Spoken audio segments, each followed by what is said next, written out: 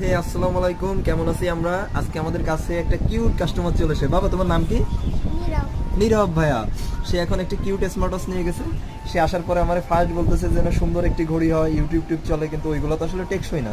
ছোট ভাই মনে করে তার একটা ভালো জিনিস দিলাম। ভাই, তোমার এই ঘড়িটা দেখে কেমন লাগতেছে বলো তো? অনেক ভালো। অনেক ভালো। হ্যাঁ, তুমি কি খুশি বাবা? হ্যাঁ।